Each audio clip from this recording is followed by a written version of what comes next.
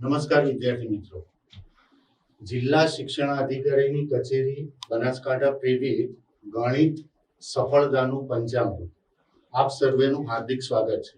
હું DJ Modi શારદાશીષ high school છાપીમાં ગણિત શિક્ષક તરીકે ફરજ બજાવું છું.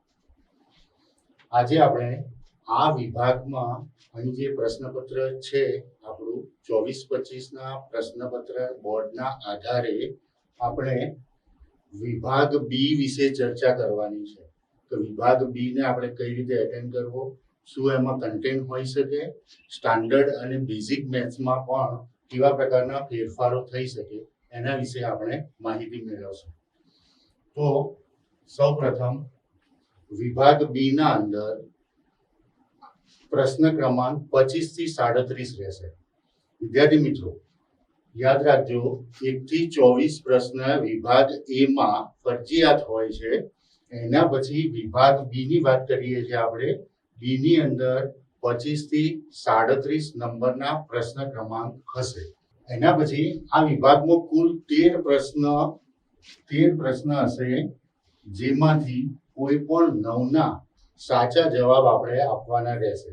હવે અહીંયા આગળ તમારે એક વસ્તુનો ખ્યાલ રાખવાનો છે કે 9 પ્રશ્નો જે તમારે સાચા લખવાના છે એના અંદર ક્રમને કોઈ મહત્વ નથી, પરંતુ તમારે પ્રશ્ન ક્રમાંક જે તમે એટેન્ડ કરો, તમને જે સારા આવડતા હોય એ જ 9 પ્રશ્નો પહેલા ફરજિયાત લખવા, કે જેનાથી કોઈ કન્ફ્યુઝન તમને રહે નહીં.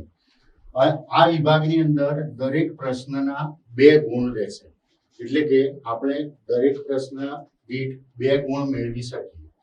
વિભાગમાં કુલ 9 પ્રશ્નો આપણે એટેન્ડ કરીએ, જેના કારણે આખા વિભાગનો કુલ ગુણભાર 18 માર્ક્સનો રહેશે. બરાબર. અને 3 કલાકનું જે આપણું પેપર છે એમાં અંદાજિત ગણતરી માટેનો સમય, આપણે આમ પેપર જ્યારે લખતા હોઈએ ત્યારે આપણને અમુક પ્રશ્નો લખવામાં વાર થતી હોય, તો એના માટે આપણે પ્રેક્ટિસ કરી અને ઘટાડી શકીએ સમયનું ભારણ. પણ અહીંયા આગળ અંદાજિત આપણી જે ગણતરી છે એ ગણતરી માટેનો સમય 40 મિનિટ 30 સેકન્ડનો રહેશે. એટલે કે તમારે 3 કલાકમાંથી 40 મિનિટ, મેક્સિમમ 45 મિનિટ આ વિભાગ માટે તમે ફાળવી શકો. ઓકે. તો વિભાગની અંદર કેવા પ્રકારના પ્રશ્નો પૂછાઈ શકે, તો આ એક અંદાજિત છે આપણે કે અત્યાર સુધી જે બોર્ડના પ્રશ્નપત્રો આવે છે એ પ્રશ્નપત્રની અંદર આપણે માત્ર અનુમાન કરી શકીએ કે આ પ્રકારના પ્રશ્નો પૂછાય. મિત્રો યાદ રાખજો કે વિભાગમાં કુલ 13 પ્રશ્નો પૂછાય. અહીં આપણે સ્ટાન્ડર્ડ અને બેઝિક બંનેની વાત કરવા જઈ રહ્યા છીએ. એટલે સ્ટાન્ડર્ડની અંદર અને બેઝિકની અંદર કેવા પ્રકારનું પૂછાઈ શકે અને એના કયા કયા પ્રકરણમાંથી પ્રશ્નો આવે એની વાત કરી રહ્યા છીએ. બરાબર. સૌ પહેલા મિત્રો આપણે સ્ટાન્ડર્ડ મેથ્સની વાત કરીશું. અહીંયા આગળ આપણે 13 પ્રશ્નો જે મૂકેલા છે તમે જોઈ શકો છો ક્રમિક, કે પ્રકરણ 1 વાસ્તવિક સંખ્યાઓ જે છે એમાં એક પ્રશ્ન પૂછાય. પ્રકરણ 3 દ્વિચલ સુરેખ સમીકરણ, એમાંથી એક પ્રશ્ન પૂછાય. ચોથું પ્રકરણ દ્વિઘાત સમીકરણના, જેમાંથી 2 પ્રશ્નો પૂછાય. 5મું સમાંતર શ્રેણી, એમાંથી એક પ્રશ્ન પૂછાય. પ્રકરણ નંબર 8 ત્રિકોણમિતિનો પરિચય, જેમાંથી 2 પ્રશ્નો પૂછાય. પ્રકરણ 10 વર્તુળ, જેમાંથી એક પ્રશ્ન પૂછાય. પ્રકરણ 12 પૃષ્ઠફળ અને ઘનફળ, જેમાંથી એક પ્રશ્ન પૂછાય. આંકડાશાસ્ત્ર 13મું પ્રકરણ, જેમાંથી 2 પ્રશ્નો પૂછાશે. સંભાવના 14મું પ્રકરણ, જેમાંથી 2 પ્રશ્નો પૂછાય. મિત્રો આ સ્ટાન્ડર્ડ ગણિતની વાત છે. અહીંયા આગળ આપણે આનો સરવાળો કરી દઈએ તો કુલ આપણને 13 પ્રશ્નો મળે. આ 13 પ્રશ્નોમાંથી 9 પ્રશ્નો તમારે એટેન્ડ કરવાના થશે. એ જ રીતે મિત્રો બેઝિકની વાત કરીએ, બેઝિક મેથ્સમાં, તો બેઝિક મેથ્સમાં સ્ટાન્ડર્ડથી થોડા પ્રકરણ અને પ્રશ્નોનો જે ભારણ છે એ થોડું અલગ છે. પહેલા પ્રકરણમાંથી અહીંયા કોઈ પણ પ્રશ્ન બેઝિકમાં પૂછાતો નથી. બહુપદીઓમાંથી 2 પ્રશ્નો પૂછાશે.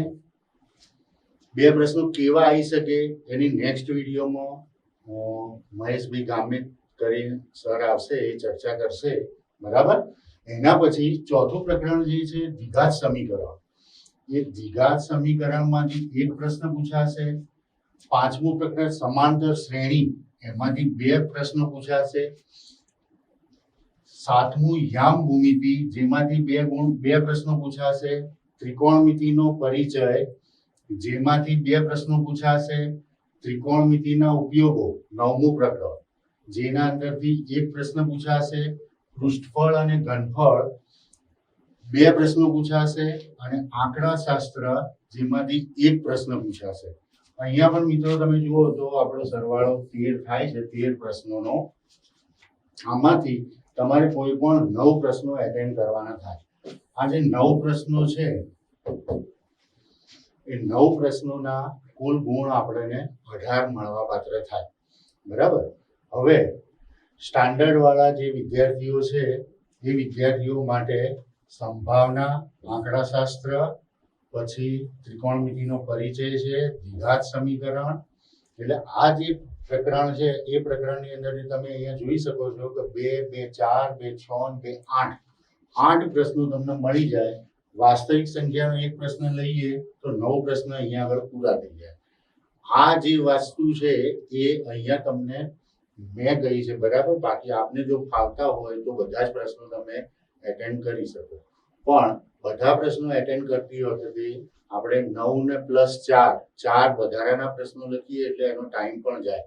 મિત્રો, એવું કોઈ પણ દિવસ આપણે એવો પ્રયત્ન નહીં કરીએ કે શરૂઆતના અંદર બધા જ પ્રશ્નો એટેન્ડ કરવાનો પ્રયત્ન કરીએ, કારણ કે સમય પછી પાછળ ઓછો રહે તો એના કારણે સેક્શન ડી અથવા સી વિભાગમાં તકલીફ પડી શકે, સમયસર પેપર પૂરું થાય, બરાબર. તો સૌપ્રથમ તો આપણે જે માગ્યા પ્રમાણે જે પ્રશ્નો હોય એને એટેન્ડ કરીશું, અને એટેન્ડ કરીને પછી જ આગળ વધીશું. માની લો કે પેપર પૂર્ણ થયા પછી વધારાનો સમય રહે છે અને બાકીના પ્રશ્નો આપણને આવડતા હોય તો આપણે એને એટેન્ડ કરી શકીશું, બરાબર. એ જ રીતે બેઝિક મેથ્સની અંદર પણ આપ જોઈ શકો છો તો બહુપદીઓ, જેમાંથી બે પ્રશ્નો પૂછાય છે. આંકડાશાસ્ત્ર, એક પ્રશ્ન પૂછાય છે. પૃષ્ઠફળ અને ઘનફળના બે પ્રશ્નો પૂછાય છે, બરાબર. અને યામ ભૂમિતિના અહીંયા આગળ બે પ્રશ્નો છે. સમાંતર શ્રેણીના પણ બે પ્રશ્નો છે, બરાબર. એટલે જોઈએ તો 2, 2, 4, 2, 6, 2, 8 8 પ્રશ્નો એવા છે સરળ, અને બાકીનો એક પ્રશ્ન તમે બીજા તમને મનગમતા ચેપ્ટરમાંથી તૈયાર કરીને લઈ શકો.